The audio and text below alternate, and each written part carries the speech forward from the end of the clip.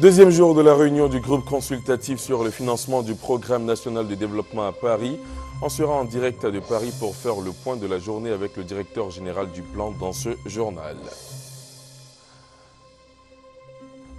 Comment la Côte d'Ivoire peut-elle revenir sur le marché du diamant? Les autorités répondent à cette question en réactivant le processus de Kimberley. Quels sont les atouts du pays? Réponse dans cette édition. Et puis le coup d'envoi de la 8e édition de la Coupe d'Afrique militaire de football a été donné cet après-midi au stade Félix Houphouët à Boigny. Dans le groupe A, les éléphants ont affronté leurs homologues du Nigeria. Score final, 0 but partout. Voilà pour les titres. Bonsoir à tous. Merci d'être avec nous sur RTI 1 et bienvenue dans cette édition. En marge de la table ronde sur le programme national de développement qui était à son deuxième jour aujourd'hui, le président de la République a rencontré les ambassadeurs africains accrédités en France. Les échanges se sont déroulés à l'ambassade de Côte d'Ivoire en France. Ils ont porté sur le financement du programme national de développement qui vient d'être obtenu et sur la résolution de la crise malienne.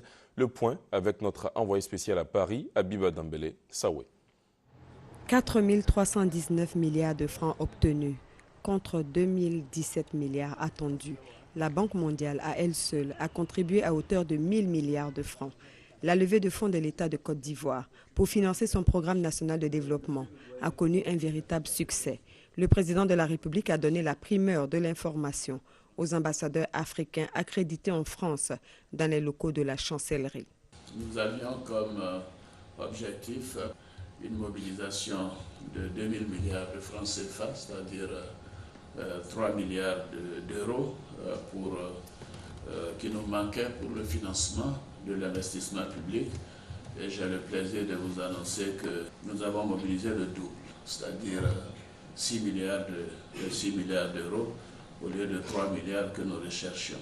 Le chef de l'État a convié les ambassadeurs africains accrédités en France pour leur présenter sa vision de la Côte d'Ivoire, mais également pour l'Afrique, terre d'espérance. Nous sommes optimistes car le continent africain connaît maintenant un taux de croissance au-delà de 5%.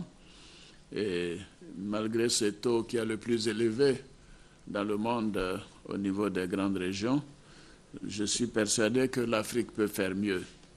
La preuve d'ailleurs, cette année, la Côte d'Ivoire fait un taux de croissance de 8,6%, c'est-à-dire parmi les 10 pays à taux de croissance le plus élevé dans le monde.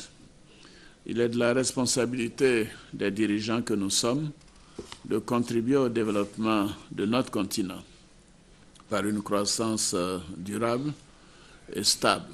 La question malienne a été bien entendu évoquée par le président de la République, président en exercice de la CEDEAO.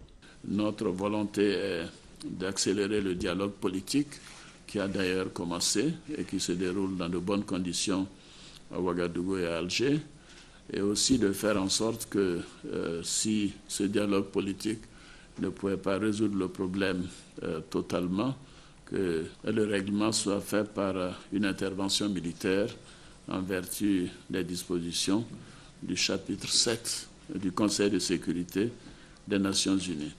Et j'en ai parlé hier avec le président Hollande et nous ferons tout pour qu'au mois de décembre, nous puissions obtenir la résolution, donc l'intervention sous chapitre 7.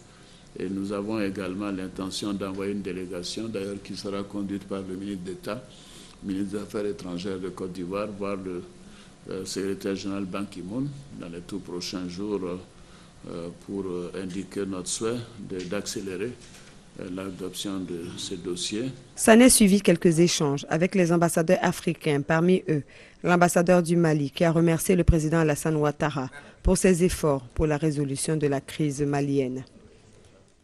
Le président Ouattara s'est aussi prononcé sur la crise malienne lors d'une interview accordée ce matin à Europe 1. Le président en exercice de la CEDEAO a annoncé une éventuelle intervention armée pour libérer le Nord Mali dans le premier trimestre de 2013. Je vous propose un extrait de cette interview.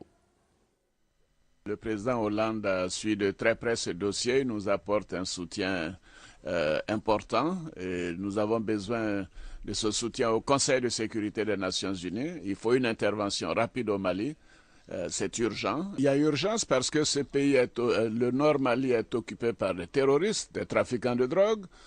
C'est tout de même les 2/3 du territoire malien. Nous sommes voisins du Mali. Nous ne voulons pas que ces personnes viennent, ces terroristes descendent dans nos pays. Les Maliens souffrent. Nous sommes tous Maliens à l'heure où je vous parle. Nous ne pouvons pas admettre que cette situation perdure. Nous demandons au Conseil de sécurité des Nations Unies d'agir rapidement, si possible, au mois de décembre. Il y a trop de retard. C'est ce que j'ai demandé hier au président Hollande. Oui, et qu'est-ce qu'il vous a dit? Il m'a dit qu'il ferait de tout pour qu'il en soit ainsi. Il parlera bien sûr aux autres membres du Conseil de sécurité. Vous savez, le problème malien, entre Maliens n'est pas si difficile à régler. La difficulté, c'est que nous avons des personnes, des terroristes qui viennent d'ailleurs. Les Maliens ont eu des incompréhensions. Maintenant, les grands mouvements MNLA et Ansardine se rendent compte que ça a été une erreur. Ils se sont fait déborder par des terroristes qui sont venus d'ailleurs. Et il faudrait que nous fassions partir ces gens. Et l'intervention militaire est indispensable, elle est urgente. Si nous avons une résolution en décembre, nous espérons pouvoir organiser ces interventions dès le premier trimestre. Et puis en bref, toujours concernant la crise malienne, les premières discussions entre le pouvoir de Bamako et les groupes armés Ansardine et MNLA ont débuté hier à Ouagadougou autour du président burkinabé Blaise Compaoré, médiateur régional pour chercher une solution politique à la crise. J'en viens à la table ronde autour du PND, toujours dans la capitale française. La Côte d'Ivoire a gagné son pari, celui de mobiliser des fonds pour financer le PND, le Programme national de développement. En cette deuxième journée, les bailleurs de fonds ont annoncé plusieurs milliards de francs CFA. Le point avec Abiba Dambele-Sawé. L'opération de mobilisation de fonds de l'État de Côte d'Ivoire pour financer le Programme national de développement a dépassé toutes les espérances. Après 2 jours de travaux au siège de la Banque mondiale à Paris, 4 319 milliards de francs, pratiquement le double des fonds attendus, ont été obtenus. Et c'est un Premier ministre satisfait qui a fait l'annonce devant l'assistance dans son discours de clôture. Je me réjouis de constater que la vision de son Excellence, le Président de la République, de faire de la Côte d'Ivoire un pays émergent à l'horizon 2020 est comprise, partagée et soutenue par tous. Je suis heureux de vous informer que la première journée du groupe consultatif consacré aux institutionnels a donné des résultats positifs au-delà de nos attentes. Notre objectif de mobilisation pour le financement de nos projets publics était fixé à 2017 milliards de francs CFA, soit autour de 4 milliards de dollars US. Les annonces recueillies auprès de nos partenaires ont totalisé la somme de 8,6 milliards de dollars US, soit environ 4 300 milliards de francs CFA pour la période 2013-2015. Merci à tous. Avant le Premier ministre Daniel Kablan-Duncan, tour à tour, les modérateurs des 5 panels ont livré les conclusions de leurs réflexions qui ont porté sur les infrastructures, les mines et énergies, l'agriculture et l'industrie et l'éducation-formation. De même que la construction. Avec cette bonne nouvelle, la signature d'un contrat avec un groupe marocain pour la construction de logements pour la Côte d'Ivoire qui souffre d'un déficit de 400 000 logements. Le Premier ministre, répondant aux questions des journalistes, a annoncé la mise en place d'une commission de mobilisation des ressources qui va concrétiser les intentions de financement et voir les conditionnalités. Par ailleurs, tous les participants ont salué la qualité de la documentation préparée par la Côte d'Ivoire. Plusieurs membres du gouvernement prennent part à ce rendez-vous, ainsi que tous les acteurs impliqués dans la mise en œuvre du PND. Voici quelques réactions au micro d'Abiba Dambele-Sawé. Nous sommes maintenant un peu plus qu'1 an et demi après la crise post-électorale. C'est maintenant un grand moment. La Côte d'Ivoire est de retour. Et maintenant, c'est important que toute la communauté internationale, privée et publique, sont autour de la Côte d'Ivoire pour aider à les défis qui sont encore là. Nous sommes engagés dans la mise en œuvre de la vision du président de la République, son Excellence Alassane Ouattara, voulant faire de la Côte d'Ivoire à l'horizon 2020 un pays émergent. Cela suppose des investissements importants, effectivement. La Côte d'Ivoire a donc invité autour d'une table ses bailleurs, ses principaux bailleurs. Et Dieu merci, la Côte d'Ivoire a récolté plus qu'elle n'attendait pour le financement de ces investissements-là. Nous sommes là, on sait bien que la reprise et la relance économique ne peut pas se faire sans tous les secteurs d'activité, et principalement le secteur des infrastructures, notamment les ports. La Côte d'Ivoire est un moteur essentiel de l'économie de notre région. Et s'il y a la croissance en Côte d'Ivoire, il y aura la croissance dans tous les pays de la CEDEAO. C'est pourquoi la CEDEAO soutient fermement le programme national de développement et lance un appel à tous les partenaires pour qu'ils contribuent activement à sa réalisation. L'image de la Côte d'Ivoire commence à être mieux perçue. Et que la Côte d'Ivoire recommence à attirer les investisseurs. Le gouvernement était venu rechercher 2000 milliards, mais il en a eu le double, plus du double. C'est un signe qui se passe de commentaires. Il est important pour nous parce qu'il va relancer l'ensemble du processus de développement de la Côte d'Ivoire. Et en relançant ce processus-là, il y aura création d'emplois, amélioration de l'environnement des affaires, amélioration de la compétitivité des entreprises et forcément amélioration du pouvoir d'achat des Ivoiriens. À partir de là, le secteur du commerce sera intensifié et nous pourrons travailler dans de bien meilleures conditions. Montrer comment l'amélioration de la sécurité en Côte d'Ivoire contribue ou peut contribuer aux investissements qui sont source de croissance. Et source de croissance, mais source de croissance créatrice d'emplois. Inciter nos partenaires à investir en Côte d'Ivoire massivement pour créer des emplois et réduire les tensions sociales, réduire l'insécurité. Si je résume les apports de tous les bailleurs pour financer le PND, tous les bailleurs ont dans leur programme un appui aux petites et moyennes entreprises. On change de sujet. Comment la Côte d'Ivoire peut-elle revenir sur le marché du diamant? Les autorités ont décidé de répondre à cette question en réactivant le processus de Kimberley. La Côte d'Ivoire, pour cause de guerre, est jusqu'à présent exclue de ce marché. Au plan international, certains pays veulent l'aider à y revenir. Au plan national, la mission a été confiée à Tess Fatimata, secrétaire générale du processus de Kimberley. Les explications de Lassine Fofana. La Côte d'Ivoire fait l'objet d'un embargo sur la commercialisation de ses diamants bruts depuis 2005, au plus fort de la crise politico-militaire. Après la fin du conflit, le groupe des Amis de la Côte d'Ivoire a décidé de l'aider à réintégrer le processus de Kimberley.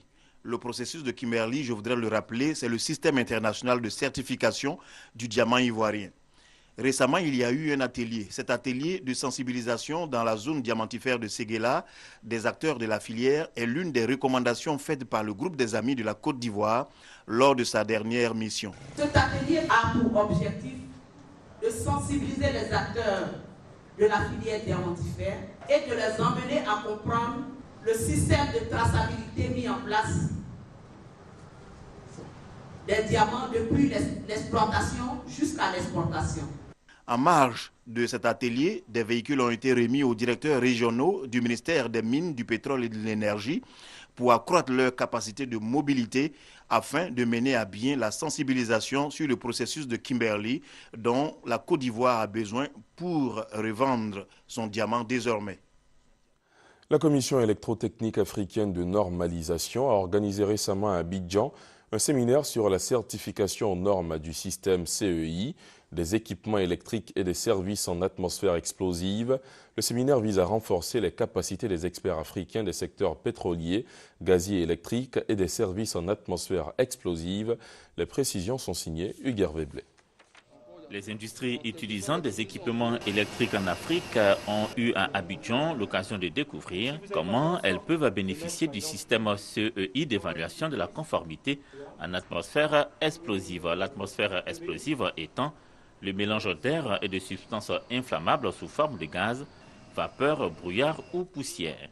Experts africains des secteurs pétroliers, gaziers et électriques ont appris à Abidjan comment appliquer les 5 normes internationales CEI relatives à la certification des équipements électriques et des services en atmosphère explosive, réaliser des exercices pratiques sur différents sites de gestion et de production d'électricité en Côte d'Ivoire. On n'a pas pu aller, bien entendu, en 3 jours pour beaucoup de détails, mais je crois qu'on a pu quand même sensibiliser beaucoup aux risques, aux dangers qui sont inhérents à ce type d'environnement. Je crois que les normes internationales sont à la portée des pays africains, il faut qu'ils s'en saisissent. Ont donc été passés en revue à Abidjan les problèmes au quotidien auxquels sont confrontés les experts responsables et professionnels des secteurs électriques, pétroliers et gaziers du continent africain, Experts impliqués dans l'installation et l'inspection des équipements et des systèmes, dans la réparation et la révision de ces équipements et systèmes et dans l'évaluation des compétences du personnel.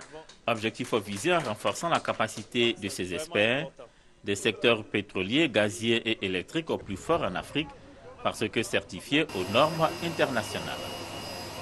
Dans un autre registre, ces dispositions à prendre pour les candidats aux élections législatives partielles prévues le 3 février prochain.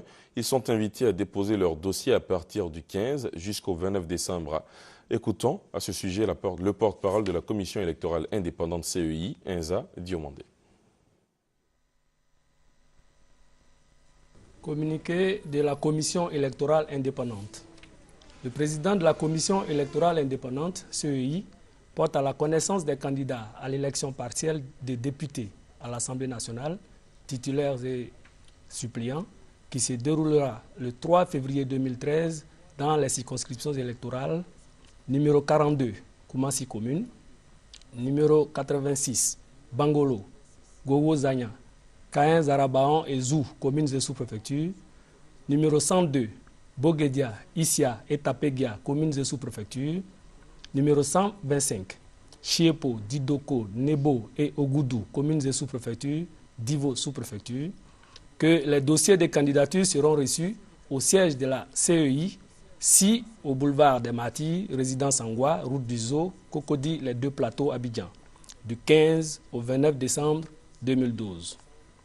Sauf les dimanches et les 23, 24, 25 décembre 2012, de 9h à 17h, sans interruption.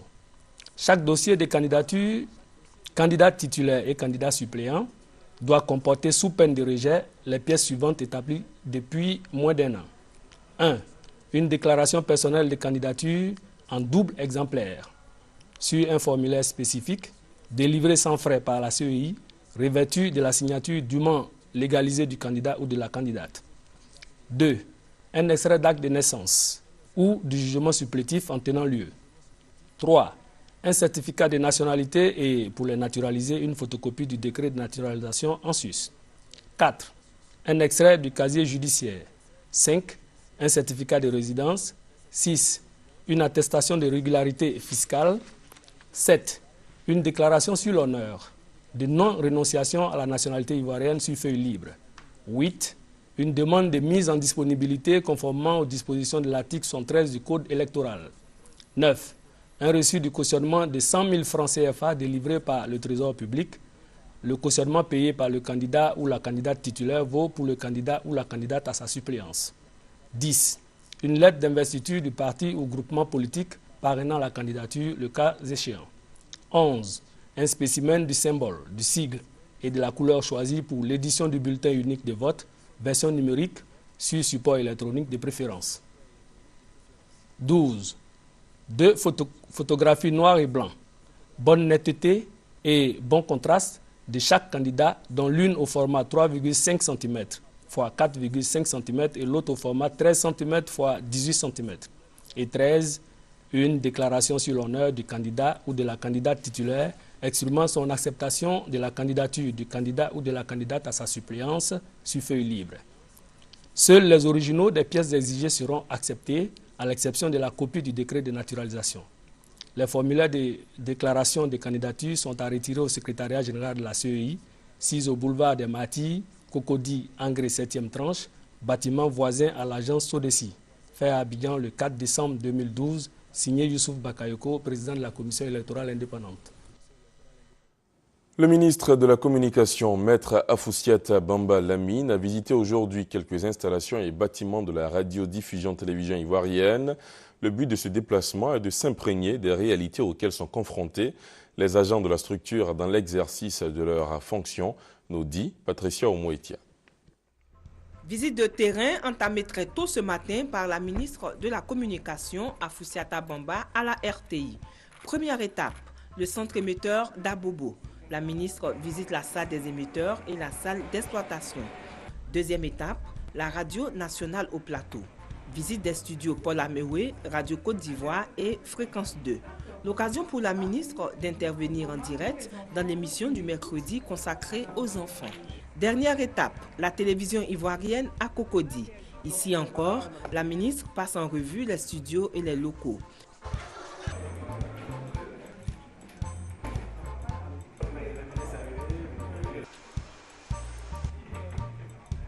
Visite appréciée par le comité managérial de la RTI qui affiche une volonté ferme à accompagner la ministre dans sa mission. Nous voulons continuer avec vous cet élan de modernisation et de professionnalisation de la RTI à travers diverses réformes nécessaires pour offrir aux auditeurs et aux téléspectateurs des émissions et des programmes de qualité qui prennent en compte leurs aspirations et leurs attentes. Vision partagée par la ministre qui demeure confiante quant à l'avenir de la RTI. Notre action à la tête de ce département de la communication s'inscrira dans la continuité des grands chantiers déjà entamés, qu'il s'agisse de la réhabilitation des centres émetteurs et de leur équipement, du renforcement des moyens de production, de l'amélioration constante de la qualité des programmes et des émissions, la concurrence annoncée par la libéralisation de l'espace audiovisuel doit être de ce point de vue perçue par tous comme un stimulant supplémentaire. Afoussiata Bamba a été nommé ministre de la Communication le 22 novembre 2012. Maître Afoussiata Bamba Lamine est donc le nouveau ministre ivoirien de la Communication. Par ailleurs, porte-parole adjointe du gouvernement. Qui est-elle? Quelles sont ses ambitions pour la presse en Côte d'Ivoire? Des éléments de réponse avec Alexis Ouedraogo. Lundi, 9h, 22e étage de la Tour C au plateau. Le nouveau patron ivoirien de la communication a les yeux rivés sur l'écran de la télévision accroché au mur de son bureau. Afoussiata Bamba Lamine est la troisième femme à occuper le poste de ministre de la Communication en Côte d'Ivoire. Sa nomination, l'expression de la volonté du président Alassane Ouattara à promouvoir les femmes au plus haut poste de responsabilité. Avocate inscrite au barreau de Paris depuis 2001, la nouvelle ministre est titulaire d'une maîtrise en droit des affaires, d'un 2S en affaires internationales. Également, docteur en droit privé, droit européen des affaires comparées à l'université de Nancy 2, Afoussiata Bamba Lamine est une fervente partisane de la promotion des droits, et particulièrement ceux de la femme. De 1997 à 2001, elle exerce comme juriste dans une filiale du groupe Bouygues en charge de dossiers de privatisation dans le domaine de l'énergie en zone Afrique de l'Ouest et centrale avant de se lancer en politique en 2002. D'abord comme conseiller juridique au ministère d'État, ministère de la Communication, puis directeur de cabinet adjoint en charge des affaires juridiques, administratives et institutionnelles au secrétariat général des Forces Nouvelles. Afoussiata Bamba Lamine est conseillère spéciale au département de sortie de crise auprès du Premier ministre d'alors, Guillaume Soro. Femme de conviction, on la retrouvera membre du comité d'évaluation et d'accompagnement de l'accord politique de Ouagadougou. Elle contribuera au processus de sortie de crise. Élue députée à l'Assemblée nationale l'an dernier dans la circonscription électorale d'Abobo à Abidjan, elle est désignée présidente de la Commission des affaires générales et institutionnelles. On la verra d'ailleurs au premier plan défendre à l'hémicycle la loi nouvelle sur le mariage en Côte d'Ivoire. Aujourd'hui ministre à la tête de la communication, plusieurs dossiers brûlants l'attendent, notamment ceux portant sur la réconciliation et la démocratisation qui passent par les médias. À ce sujet, la ministre envisage de grands chantiers. Il s'agira pour elle de réussir le pari du passage de la télévision numérique et surtout celui de la libéralisation de l'espace audiovisuel, un sujet très attendu par les Ivoiriens. Voilà, c'était le portrait du nouveau ministre de la Communication, Maître Afoussiata Bamba Lamine, avec Alexis Ouedraogo. La coordination des associations de parents d'élèves et étudiants de Côte d'Ivoire plaide pour la non-fermeture d'une école supérieure, le groupe Ivoire Academy, GIA. Pour rappel, le ministère de l'Enseignement supérieur avait décidé de fermer l'établissement pour non-disponibilité de locaux. La coordination des associations de parents d'élèves et étudiants de Côte d'Ivoire a fait son plaidoyer au cours d'une conférence de presse tenue il y a quelques jours au plateau. Léon Brou, Jean-Jacques Waméal. Groupe Ivoire Academy, une grande école, est menacée de fermeture par décision du ministère de l'Enseignement supérieur. La raison, les locaux occupés, propriété de l'État, sont affectés à une autre école publique. Et pourtant, le contrat de bail expire en 2017. Sur les 1500 étudiants qui comptent l'établissement, 900 sont pris en charge par l'État de Côte d'Ivoire. Devant cette situation, les parents souhaitent le report de la décision. Nous voulons qu'on trouve une solution pour que déjà les étudiants et le personnel restent sur place jusqu'à ce qu'au moins cette année scolaire-là finisse. Et je pense que jusqu'à ce que l'année va finir, bon, de façon sage, on trouvera la solution idoine. Pour mémoire, le groupe Ivoire Academy a été classé 6e sur les 100 établissements évalués par le ministère de l'Enseignement supérieur au titre de l'année académique 2011-2012. Dans le chapitre santé, plus de 6 millions de personnes seront vaccinées gratuitement contre la fièvre jaune dans 33 districts sanitaires de la Côte d'Ivoire. C'est la deuxième phase de la campagne nationale de vaccination contre la fièvre jaune, lancée par le gouvernement ivoirien depuis 2011. La cérémonie officielle de lancement se fera après-demain à Daoukro et la campagne se poursuivra jusqu'au 13 décembre, nous dit Fatou Fofana. Des fermetures de l'établissement, nous avons approché le ministre de l'Enseignement supérieur, Cissé Bakongo. GIA est installé dans les locaux de l'ex-ESATP, sans doute sur la base d'un contrat de bail entre GIA et l'État de Côte d'Ivoire, représenté en l'occurrence par le ministère des Postes et des TIC. Et se trouve tout simplement que ce contrat de bail aujourd'hui est remise en cause par l'État de Côte d'Ivoire. Ce qui nous intéresse, nous, c'est la disponibilité toujours et effective des locaux. Est-ce que les locaux sont toujours disponibles? Est-ce que GIA peut toujours rester dans ces locaux? Est-ce que les étudiants de GIA seront en sécurité, pourront prendre leur cours en toute tranquillité dans ces locaux?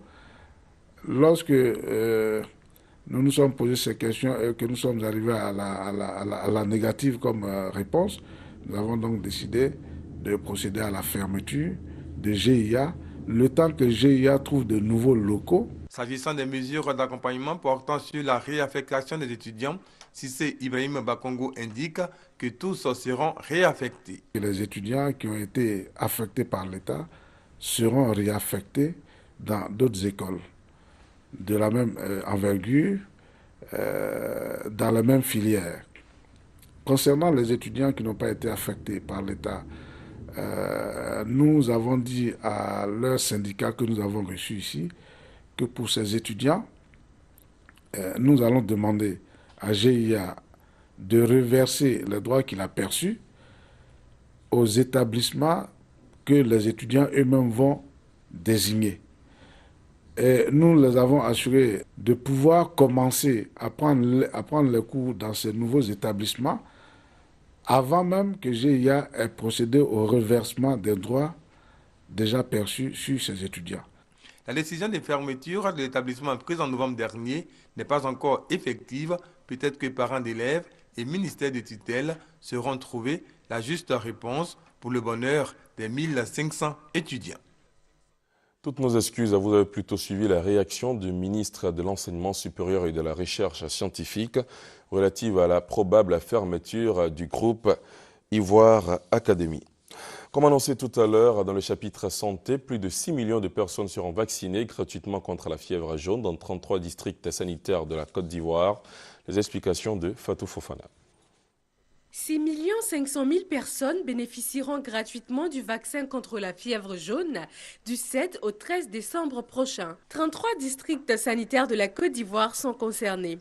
Il s'agit de la deuxième phase de la campagne préventive de vaccination contre la fièvre jaune lancée par le gouvernement ivoirien en 2011 avec l'appui de ses partenaires au développement. Je voudrais appeler les populations des districts concernés par cette campagne de se rendre massivement au lieu de vaccination. Je voudrais m'adresser surtout aux hommes, parce que quand on dit campagne de vaccination, les femmes et les enfants se pressent au point de vaccination.